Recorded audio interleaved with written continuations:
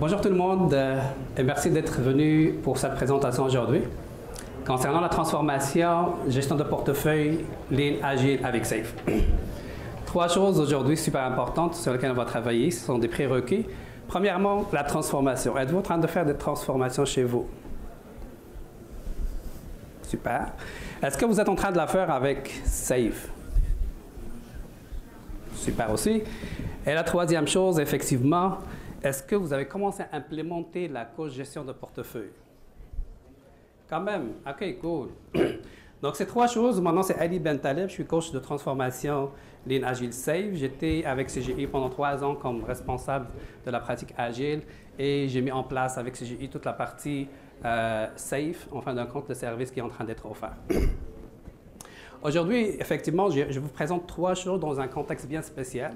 Une expérience qu'on a vécue avec Industrial Alliance pendant 18 mois à peu près, avec mes collègues qui sont là. Jérôme Forest, qui était le coach interne d'Industrial Alliance. Et le contexte était vraiment par rapport à l'implémentation de SAFe, mais on a commencé à faire la coach de gestion de portefeuille qui est pas mal compliquée. Trois choses à présenter aujourd'hui. Premièrement, c'est quoi le problème qu'on a rencontré? Par la suite, c'est quoi la solution qu'on a voulu mettre en place et comment on l'a mis en place.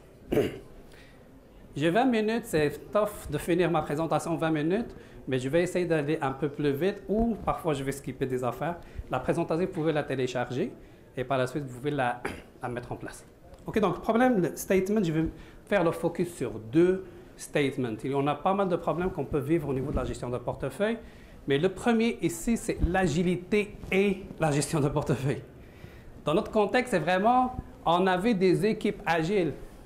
35 équipes dans cette gestion de portefeuille sont déjà agiles, sont pas mal matures. Mais il y avait tout un mur entre la livraison agile, vraiment tout ce qu'on est en train de faire, et les DevOps, et qu'est-ce qui se passe en amont. Je pense que toute la gestion de portefeuille, toujours, ça commence par l'identification vers le mois de septembre peut-être. On commence à faire l'identification des prochains projets pour l'année prochaine. Et c'est des gros projets, beaucoup des initiatives, c'est quoi les solutions qu'on va mettre. Et par la suite, on a une planification stratégique pour l'année prochaine. Il y a un processus de planification stratégique. Il y a un processus aussi budgétaire qu'il faut vraiment respecter pour que les équipes par la suite ils commencent à livrer en agilité. Tout ce qui se passe ici, il n'y a pas d'agilité à peu près. On est d'accord là-dessus? Donc, cette disconnexion, malgré que nos équipes sont vraiment agiles, on est en train de faire des DevOps, on est en train d'améliorer qu'est-ce qu'ils vont livrer, mais ces équipes-là, ils ont déjà beaucoup de choses. Ce que j'ai commencé à regarder, c'est les backlogs des équipes ou des programmes. Ils commencent à avoir des backlogs de features pour les 3 prochaines années. Donc, là, ils ont beaucoup de choses, ils ont beaucoup de la capacité, mais quand même, on va pousser des nouveaux projets pour qu'ils soient faits pour l'année prochaine. Idéalement, ce qu'on voulait aller voir, c'est au lieu qu'on a des affaires qu'ici, ça ne finit pas, et on a de la congestion au niveau des équipes, on va commencer à implémenter un processus continu pour les découvrir. La découverte, on sélectionne seulement ce qu'on a besoin. Pour les solutions, on respecte la capacité des équipes et on commence à faire le développement et le delivery. Donc, gestion de portefeuille versus l'agilité. Deuxième constat, c'est le constat de la transformation elle-même. Lorsqu'on commence à faire la transformation en utilisant SAFe, donc on va commencer à démarrer ce qu'on appelle des trains au niveau de SAFe, c'est la gestion de programme.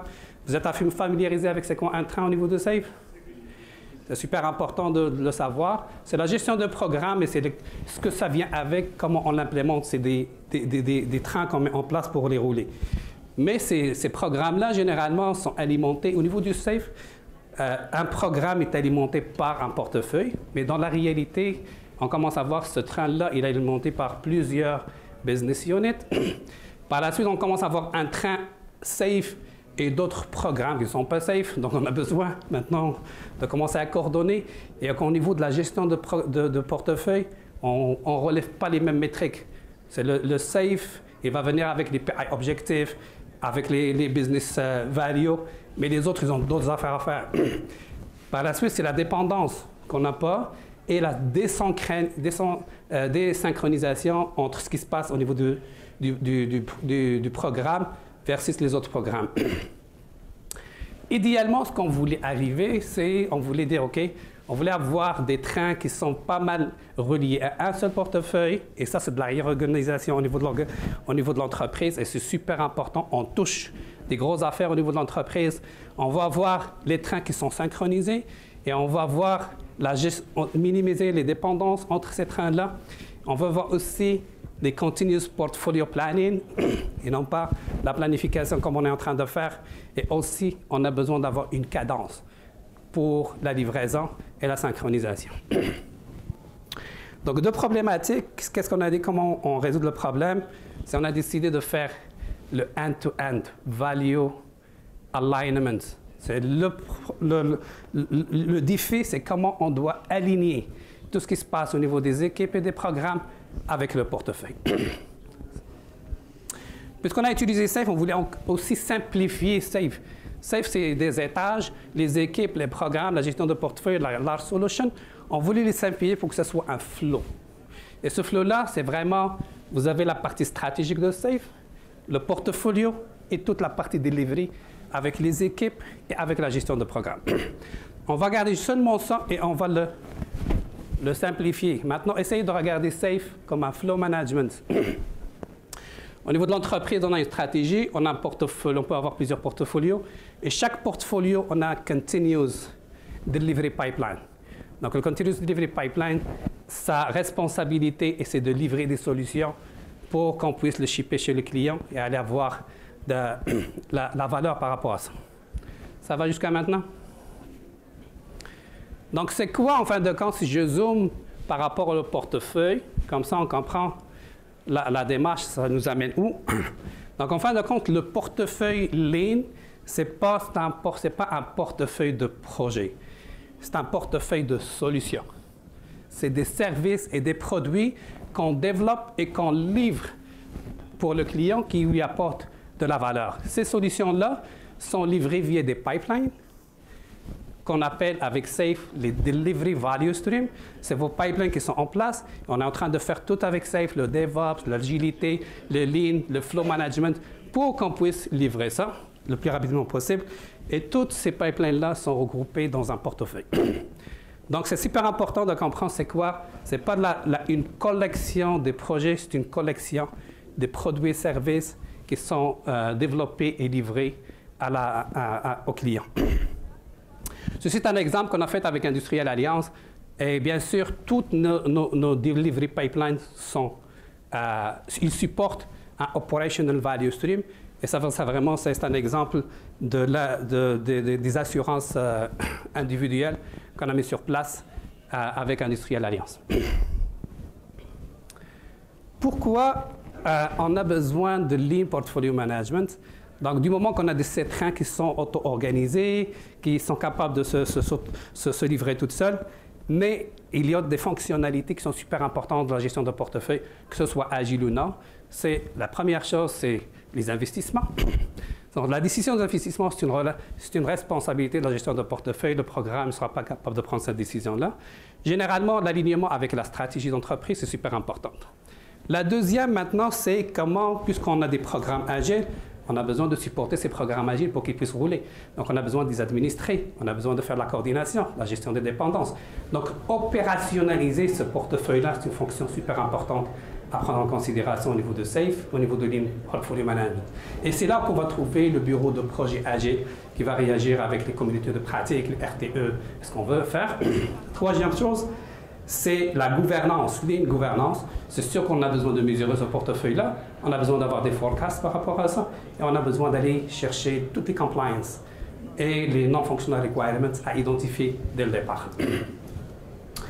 Le problème, on a compris à peu près sur 2 vues. Et par la suite, on a commencé à bâtir cette solution-là. Comment on l'a implémentée? Des étapes ou des conseils. Vous pouvez prendre les étapes qui ne sont pas nécessairement une après l'autre, mais c'est super important. La première chose, et c'est super important, c'est l'engagement de la haute direction. Lorsqu'on parle de la transformation, ça ne se fait pas au niveau des équipes, ni au niveau des programmes, ça se passe en haut. Si on n'a pas cet appui-là, ça ne va pas marcher tout simplement. Ça va être des pilotes, peut-être ça va réussir, peut-être ça ne va pas réussir. Et c'est super important qu'on le fait pour TI Business et ça, c'est une relation super importante qu'on a commencé à Industriel Alliance. Ça a pris 6 mois juste pour travailler cette partie-là avant de commencer à démarrer des trains. Donc, ce n'est pas seulement pour TI, parce que tout ce qu'on fait en de l'agilité, c'est TI et affaires en même temps, mais aussi aller chercher le change management corporatif, les gens des finances, à impliquer avec nous dans cette démarche. Super. La deuxième chose ici, SAFE, il parle pour dire, lorsqu'on veut démarrer avec Essential SAFE, faites des trains et par la suite, viens parler de la gestion de portefeuille. Dans la réalité des choses, c'est lorsqu'on commence à préparer un train, souvent, on va tomber que notre train est alimenté par plusieurs business units. Et ça, c'est super important. SAFE, il dit portefeuille, train, mais la réalité, j'ai un train qui est alimenté par plusieurs business units. Et qu'est-ce qu'on fait? Donc, ce que je propose ici, c'est vraiment garder ce que ça se fait au niveau du train, mais ajouter les fonctionnalités que je viens de parler de la gestion de portefeuille, essayons de commencer ces fonctionnalités à les implémenter au niveau du train lui-même. Donc, ces fonctionnalités qu'on vient de dire, c'est finance, c'est les investissements. Et ça, c'est une décision super importante au niveau des finances. Donc, lorsque j'ai plusieurs business units, j'ai plusieurs des gens qui financent ce train-là, on doit les faire parler, ces personnes-là. Donc, ces personnes-là, ils devraient faire partie aussi de la gouvernance de ce train, qu'on ne trouve pas vraiment au niveau de SAFE. Mais ça, ce qu'on a commencé à faire, c'est vraiment d'ajouter cette couche-là pour permettre à gérer le flot qui va rentrer dans ce train-là, mais aussi tous les sujets par rapport au financement. Par la suite, qu'est-ce qu'on a fait? On a dit, puisqu'on veut livrer les end-to-end, on a commencé à bâtir le flow au complet de la gestion de portefeuille. Donc, ça ne suffit pas seulement de faire le flow des équipes ou le programme. On a besoin de bâtir où ça commence l'initiative, et les couleurs que vous avez là sont exactement, ça suit ce qu'on a fait en haut. Le discovery, le define, par la suite les équipes et les trains ils commencent à faire le refinement au niveau du backlog, que ce soit programme ou au niveau des équipes. Ils développent, ils délivrent et par la suite on fait le release. Juste pour mettre ça en place et le mettre visible, ça a pris comme 3-4 mois. Par la suite, et ils s'entendent là-dessus, et par la suite, qu'est-ce qui est arrivé? On a dit, OK, c'est bon. Maintenant, il faut amener la haute direction à utiliser ce flow-là. Donc, ce qu'on a réussi, c'est d'aller chercher les VP, les exécutifs qui commençaient à utiliser ce flow-là pour qu'on puisse alimenter les trains. Et ça, c'était super important. Et aussi, on a commencé à délimiter c'est quoi la responsabilité de l'e-portfolio management versus la gestion du programme. Donc, la gestion de programme, généralement, c'est un pipeline. C'est un delivery pipeline. On a des features. On travaille fort pour que ça sorte de l'autre côté le plus rapidement possible. On utilise toutes les pratiques de SAFE, Agile, DevOps, tout ce que vous voulez faire. Mais avant ça, comment alimenter, comment découper des gros morceaux qui s'appellent les thèmes stratégiques en EPIC. Comment découper le EPIC to feature, c'est du travail qui doit se faire au niveau de la gestion de portefeuille. Mais ces personnes-là, on a toujours des gros projets, des upfront requirements. Donc, il y a du travail qui va être un peu changé et la manière de le faire, c'est super important. C'est super important de dire que ça vient supporter ce qui se passe dans cette période. Et ça ici, ça vient supporter ce qui se passe ici. Ça, c'est la responsabilité qui drive, mais ils sont supportés par le programme management ou ce qu'on appelle au SAFE, le Product Management Team. OK, donc on a commencé à faire ce flux-là, on a commencé à l'utiliser, et par la suite, ça a tombé les réunions de la gestion de portefeuille par rapport à ce qui se passe au niveau des programmes ne sont pas synchronisées. Donc, on a nos rencontres au niveau de la gestion de portefeuille pour faire notre planification stratégique, pour faire l'identification des nouveaux projets, qui ne coordonnent pas avec un train qui est contraint de rouler d'une cadence de 3 mois. Et par la suite, on va changer les priorités dans ce train-là. Et le train vient de démarrer et on voit que la rencontre de gestion de portefeuille, juste 2 semaines après, on vient de changer toutes les priorités au niveau de ces trains-là. On doit commencer à reprendre comment on va travailler. C'est pourquoi la haute direction était haute avec nous et elle était engagée. Madame Lavlam était avec nous, nous a supportés, c'est une exécutive vice-présidente. Elle a décidé tout simplement, je ne change pas mes trains, je change mon portefeuille. Les trains vont bien, c'est moi que je vais m'adapter par rapport à ces trains-là. On va changer nos affaires et on va se synchroniser avec les trains qui vont démarrer. Lorsque j'ai dit les trains, ou ça peut être un programme qui n'utilise pas vraiment Safe, ça peut être un autre programme qui est en train de rouler. Donc ce qu'on a amené, c'est qu'on a appelé une cadence.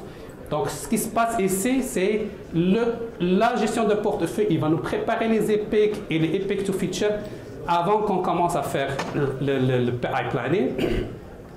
Et pendant pour le PI planning, les gens de gestion de portefeuille commencent à préparer les prochaines initiatives pour le futur.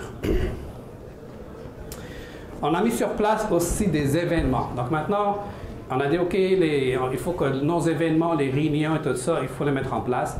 Et puisqu'il y a un PI planning, comme vous savez, le PI planning, c'est 4 itérations, plus une itération qu'on appelle le IP iteration. Dans ce IP iteration-là, normalement, c'est les programmes qui vont faire le PI planning. Donc, lorsqu'on fait le PI planning, le programme, le portefeuille juste à la première itération d'exécution, il va se réunir pour aligner tout ce qui s'est passé au niveau du programme. C'est super important. C'est une réunion qu'on appelle Portfolio Alignment. Vous avez ici, c'est quoi les objectifs? C'est à peu près 2 heures de temps pour qu'on puisse la faire. Et par la suite, on a mis 2 points de synchronisation de portefeuille parce qu'on a besoin de savoir, de synchroniser qu'est-ce qui se passe au niveau de l'exécution. Et on va voir c'est quoi les impediments, les bloquants qui arrivent au niveau de la gestion de programme. Il faut qu'on les résolve, il ne faut pas que ça traîne parce qu'on a besoin d'aller plus vite. Le même pattern ici, mais par rapport au rôle maintenant, c'est qui devrait assister dans quelle rencontre. Donc, on a identifié les VP, les business owners qui devaient assister pour cette rencontre-là. Maintenant, on a bâti un agenda pour toute l'année, en fin de compte, qui correspond exactement à l'agenda synchronisé de tous les trains. Vous voyez, tout le monde maintenant, il fonctionne par des PI, et on sait que par l'itération, ça arrive quoi, ces PI-là. Et on a commencé à bâtir des KPI et des dashboards pour que pour que le portefeuille puisse suivre la performance de cet outil-là. Une fois on a fait tout ça, et par la suite, il restait des choses à faire. Donc, des choses à faire, c'est de l'amélioration de ce flow. L'amélioration de ce flow-là, il y a des indications. Lorsque j'ai quitté Industrial Alliance, je l'ai laissé en train de continuer à faire ça. Et il y avait encore des choses à faire par la suite. Donc ça ici, vraiment, c'est ce flow-là, maintenant, il fonctionne. On sait les responsabilités, on est synchronisé. On a fait beaucoup de gains par rapport à ça. Ce qu'on voulait amener, c'est vraiment, au niveau de Epic Portfolio, aller chercher le run of business par rapport. Souvent, on trouve le portefeuille en train de juste rouler des affaires qu'on appelle l'évolution ou l'amélioration dans les trains, mais on oublie comment faire grandir notre business par rapport à ça. On oublie la partie enablement, c'est toute la partie architecture, comment on va l'insérer dans la gestion de portefeuille. Et au niveau de la maintenance qu'on a, les dettes qu'on a, il faut les visualiser. Autre chose qu'on a ajouté, c'est ici ce qu'on appelle le seuil de portfolio. Les initiatives qui rentrent dans le portfolio, on pose la question, ça devrait rester dans le portfolio ou non? Si c'est oui, ça passe dans le portfolio, si sinon, ça va dans le programme. Il faut déléguer, il faut décentraliser la prise de décision. On commence à implémenter la capacité allocation en utilisant les épiques et les points et la capacité des trains par rapport à ce qu'ils sont capables de faire. Super important. Et on commence à bâtir des roadmaps plus agiles qui ne sont pas sur 3 ans, mais on a une visibilité sur 1 an, c'est sur 2 ans, mais ça s'alimente au fur et à mesure qu'on avance. Ce que je voulais terminer par ça, c'est tout un journey. Lorsqu'on voit la gestion de portefeuille au niveau de Safe, ce n'est pas évident à la réaliser. C'est des affaires qui sont ancrées dans l'organisation. C'est un changement de structure, c'est un changement au niveau des finances. Ça ne se peut pas qu'on vienne dire, OK, on va avoir les value streams, mais on va financer les value streams. Les gens, ils continuent toujours à financer des projets et on continue toujours à alimenter ces trains par rapport à ces projets-là. Donc, ce qui reste à faire pour nous maintenant, c'est organiser tout le portefeuille par des trains, des value streams, et aller faire le funding, l'investissement dans les value streams et non pas dans les trains. C'est tout un défi. On prévoit peut-être faire ça pour les 2 prochaines années. Ce n'est pas des petites affaires, ça prend beaucoup de temps. Donc, lorsque vous commencez à implémenter la gestion de portefeuille, les end-to-end, Value Delivery Alignment, selon nous, ça a été la chose la plus importante à mettre en place. Amener les gens à collaborer, mettre en place une gouvernance, la visibilité, et ça donne beaucoup de choses à mettre en place. Donc, je vous remercie. J'espère que ça a été utile pour vous. C'est beaucoup de contenu. Si vous avez des questions, vas-y, c'est le moment. Il reste encore du temps? 1 minute.